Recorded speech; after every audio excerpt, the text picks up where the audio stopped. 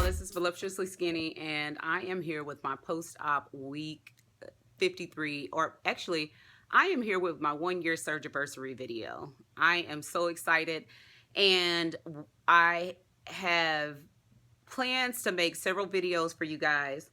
One that has a skin flick, which actually I've already made, and I'll post that one after I post this one. I am today talking about my regrets, concerns, complaints, as well as my joys, the freedoms, and the game changer that this has posed over the year. And the other video that I plan to make is just one that documents my year-long journey for now. So it's not over. It's not a destination, y'all. Life is a journey, not a destination. So, but anyway, India love her. So anyway, let me get going because this is going to take a while. I have already made this video a couple of times and it has not turned out as well as I thought. One I thought was great, and when I finally looked at it, it was in fast forward or something with no sound. So let me get started because I don't want this to be an hour long, because I have lots of regrets, complaints, and concerns, as well as lots of joys and freedoms and just all kinds of good stuff. So anyway, let's get started. Last year, beginning my journey was in July of 2015. On the 1st of July, I decided I had had enough. I was 369.9 pounds, and I got on the phone and started calling bariatric surgeons. I knew that my insurance would not cover, and so I had planned to pay for it on my own, some way, somehow. I went to my first consult on July 14th, and at that time I had already gone down about 7 to 8 pounds. So I was 362. And then by the time I went to my nutritionist, I think I was about that same weight. But the time at that time, when she first took my weight, yeah, I was 363. And then when she finally got my fat percentage was several weeks later. And she said, oh my gosh, I didn't realize that you were going to start losing weight. So I should have done this before. So my body fat percentage on 8/6 was 45.7, which was, at that time, I was almost down 15 or so additional pounds. So about 22, 23 pounds in all. And then I ended up losing an additional 14 pounds on the pre-op liquid diet. So altogether, right before surgery, I had lost 40 pounds. And at the time of surgery, I was 329.6. So currently I am 196.2, and I am down a total of 173.7 pounds, almost half of where I started. So excited about that. So let's get into the regrets, the complaints, and the concerns. And y'all, some of these I kind of debated of whether or not I was going to put them out there or not, because they're a little embarrassing. Scratch that, not a little embarrassing. They're a whole bunch embarrassing. So, but I'm going to put it out there. I have always told y'all I'm going to give you the good and the bad and the ugly. Good, bad, and ugly. So that's what I'm doing because I want to be real. I want to be transparent. But y'all better not judge me. So just, y'all don't judge me. Pray for me. Today, the pastor said, don't get on the phone, go to the throne, you know, when you're trying to talk about somebody. So anyway, y'all don't get on the phone, go to the throne. Y'all pray for me. So regrets. Some of these regrets cross over to joys as well. For instance, like the amount that I can eat. Sometimes I just want to eat one bite more. And so I do regret that. But on that same instance, it gives me that tool that I need to be able to pull back and say, no, I don't need that extra bite. This was enough. The acid reflux that I do have acid reflux about once or twice a week. I did not have that before the surgery, and it does depend on what I eat, but mostly it depends on when I eat. If I eat very shortly before I go to bed, it doesn't matter what I eat. Almonds, pinto beans, it doesn't matter what I eat. I am going to have acid reflux. So I have to be mindful of when I eat, so that I don't experience that. Constipation. Y'all already know. Constipation is the epitome of a bariatric patient's life. I still have not gotten used to it.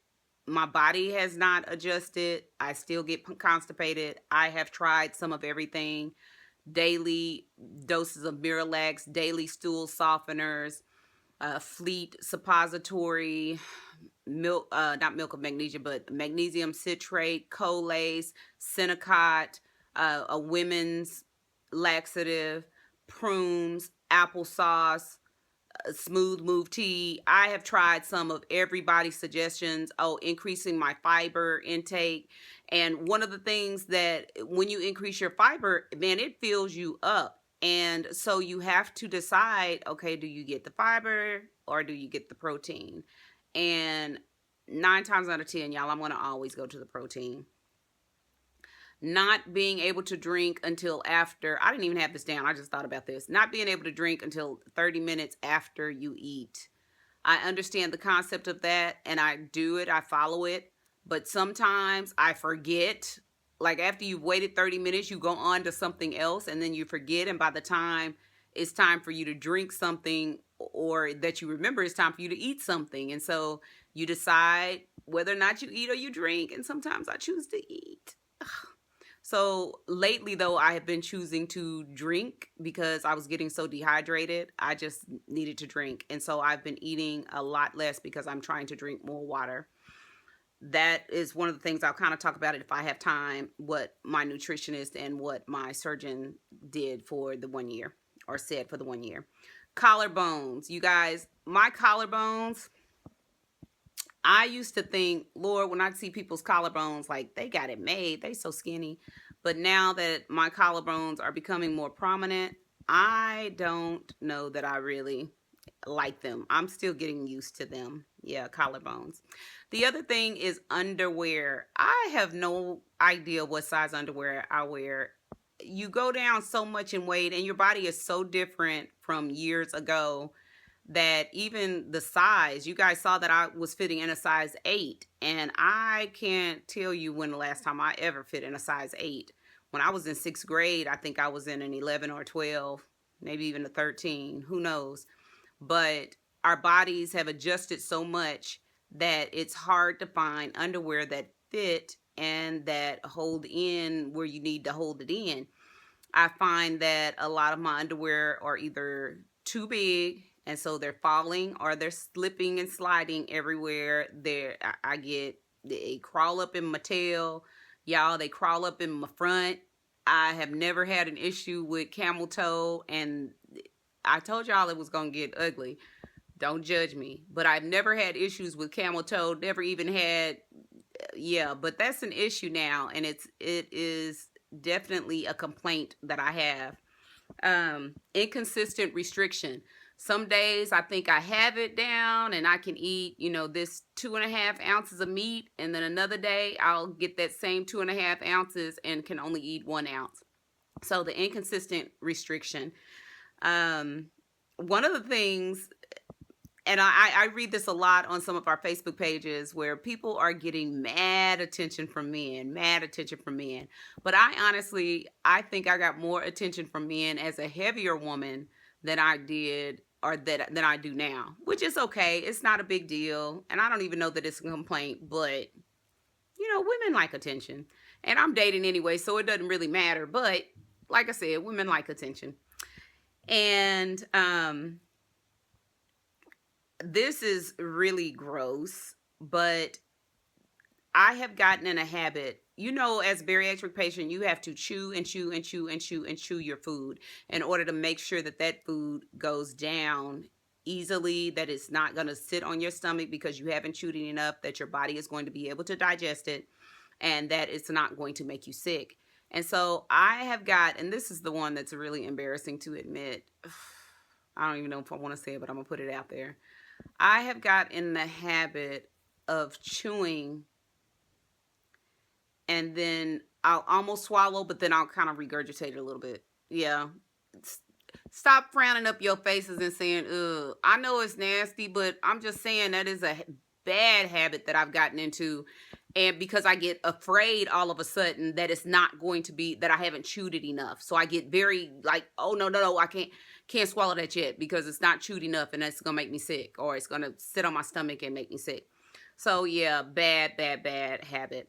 Lots of leftovers. There are times where I'm cooking and I don't cook for myself because I have leftovers in the refrigerator. I have leftovers right now in the refrigerator, and we're cooking pork chops and yams today, and or roasted sweet potatoes and green beans, and I will eat it, but I've got so many leftovers, you guys. It's just not even funny. Sometimes I'll save what I cook and then eat some leftovers so that what I've cooked is the fresher leftover, if that makes any sense.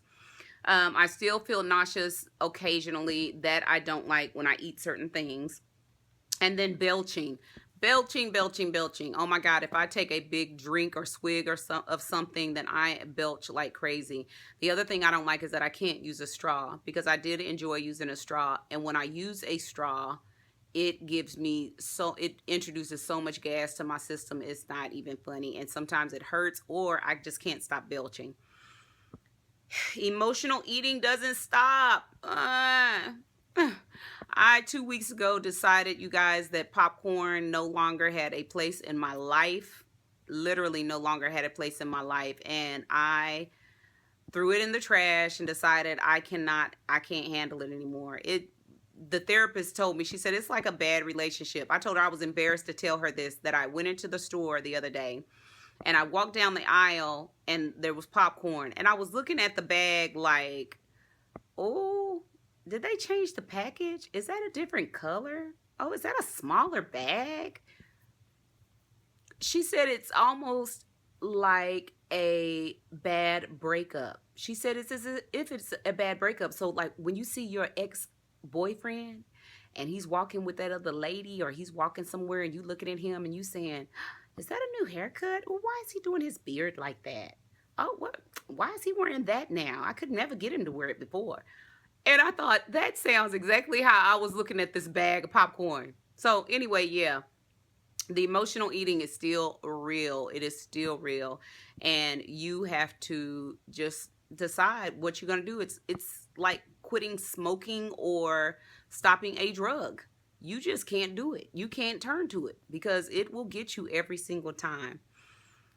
Our minds don't change either. That's one of the other complaints I have. Man, I wish they could just put me a little chip in my brain and change some of the thought processes as far as food is concerned, and as far as how other people view me when I'm eating food. I was driving in the car and I think I was either eating a protein bar or an apple, something basic, and I was thinking to myself, I was pulling up to a stoplight, and I thought, oh, I don't want to pull up right beside anybody because I don't want anybody to see me eating. I'm gonna try to pull to where I can be like right between the two cars, and no one will be able to look at me eat, because they'll look at me and say, she doesn't need that. Look at that big old girl eating.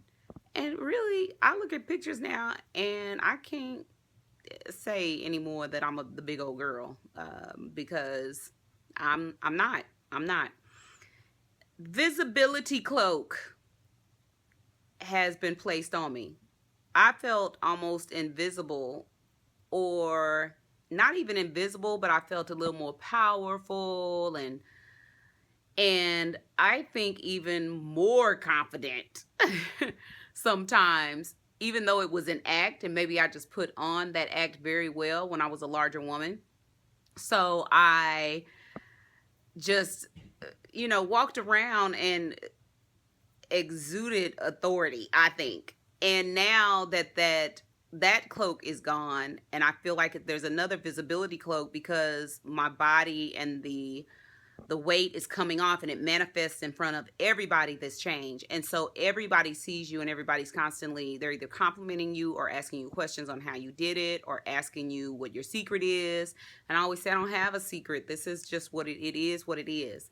And it's hard work. I don't like that people don't acknowledge how hard the work is. They think that the surgery did it all. And I tell you, there was a lot of work involved in this. So I don't like that people don't acknowledge that it's hard work. And you out there will know, you'll understand exactly what I'm saying.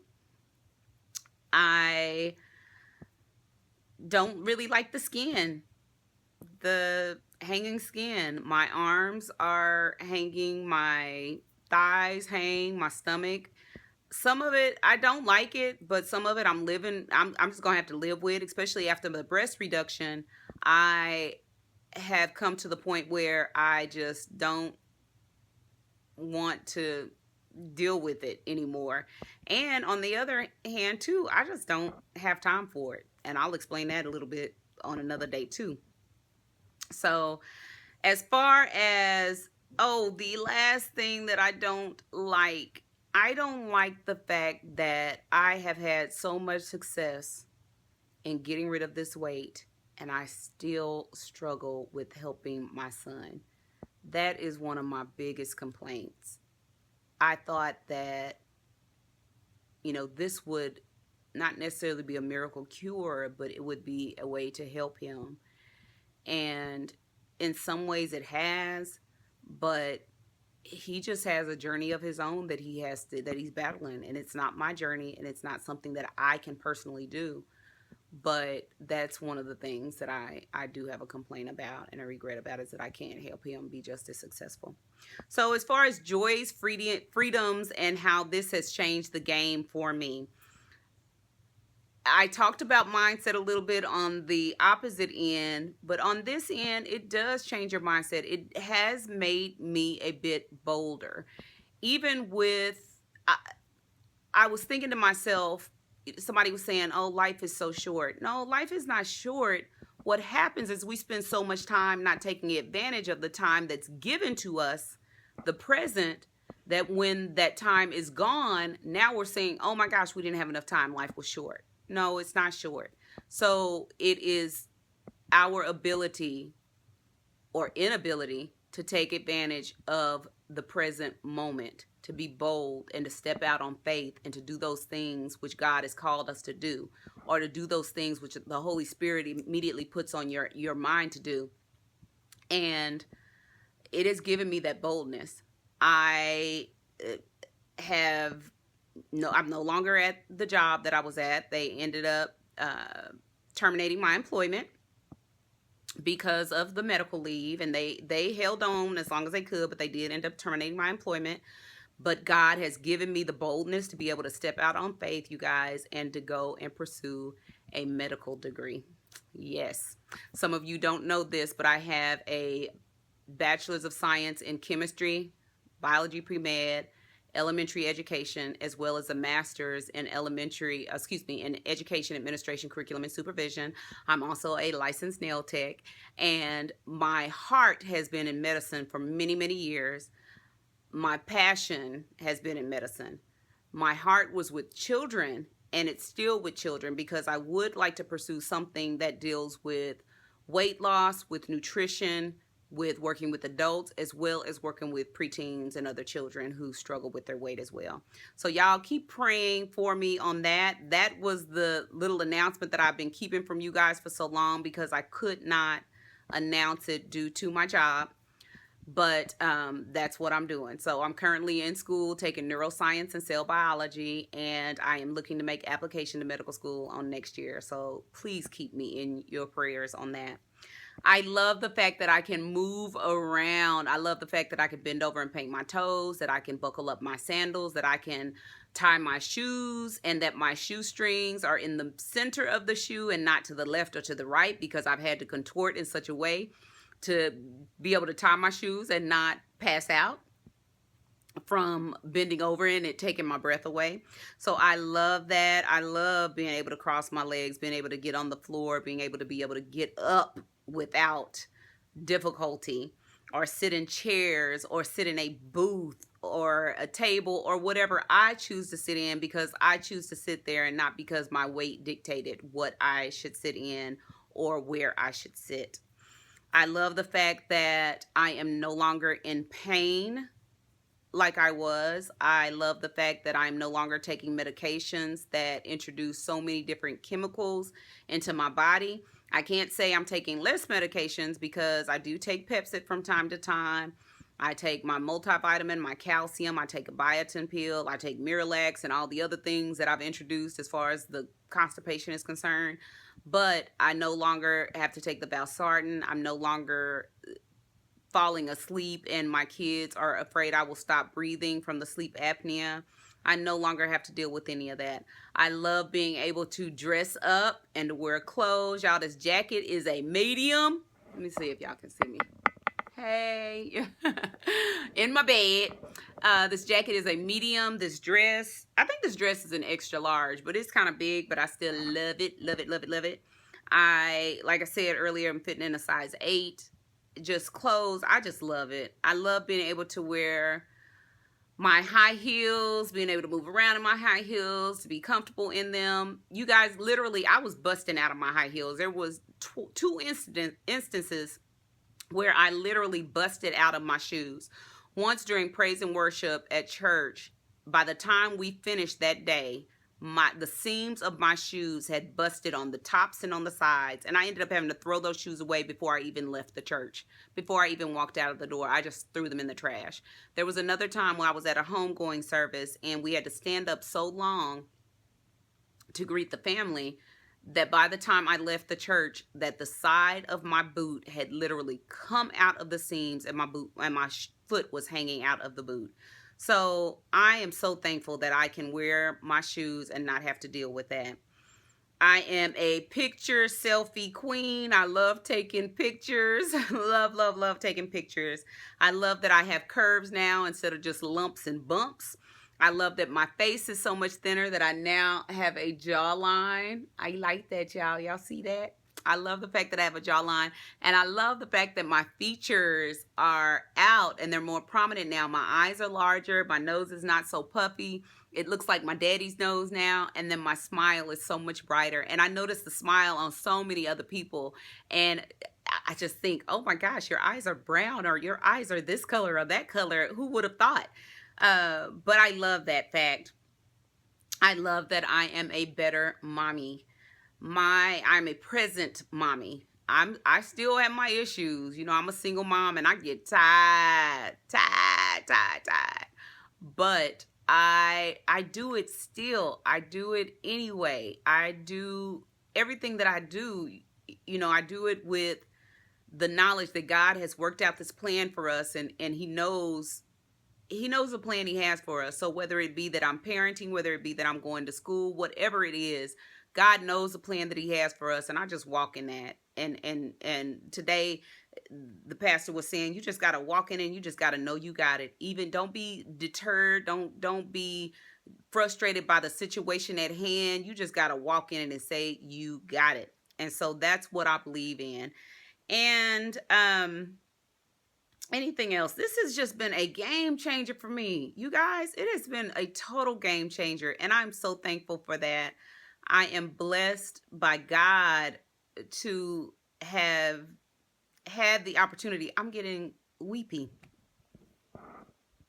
Blessed by God to have had this opportunity, and I'm so thankful for the people that I have met, and I call y'all my friends, my YouTube friends, my friends. I love y'all, and I can't even name everybody, but just names that come to mind: Keisha, Naisha, Yvette, thank you, lovely lady. New Jackie 33, thank you. Ma'am TV, one of the first videos that I started watching.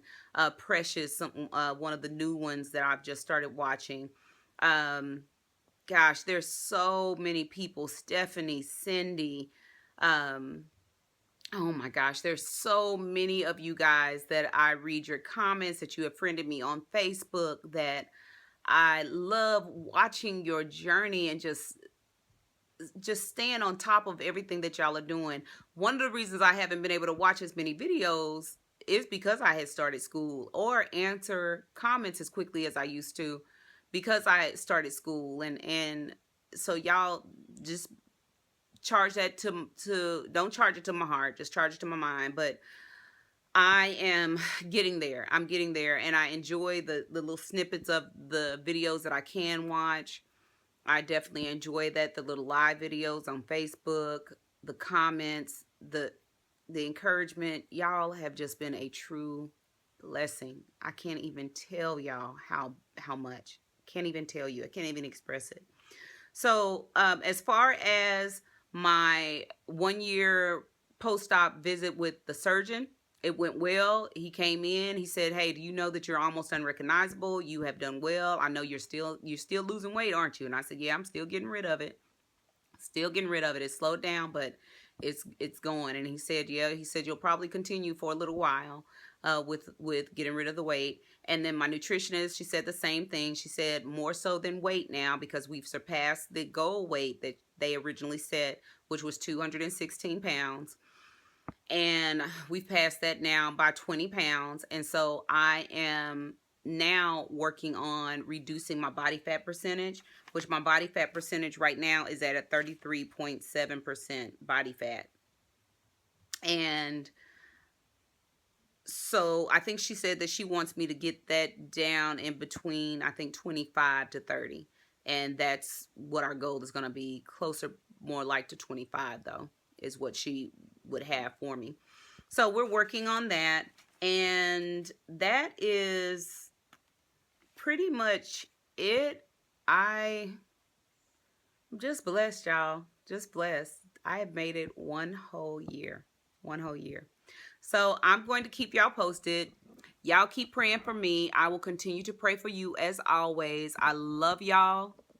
I just pray for God to keep y'all on y'all's journeys, to keep us steadfast, to know that it's not a destination, that we can't give up, that we've just got to keep trucking no matter what, that we have to keep this on the forefront of our mind. I had a lady text me today, one of my good friends, Trisha, who has been there for me from the beginning, just texting me and asking me, "Hey, just encourage me. How you doing, girl? What's going on with you?"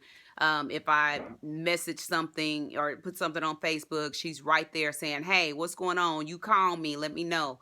And but she was just saying it's a daily battle. She says she starts over every single day, and it is so true.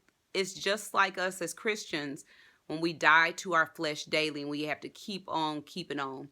So I don't want this to get too long. It's already going on 27, 28 minutes, and I don't want it to be too long because I've got some other videos too that I'm going to post for you guys.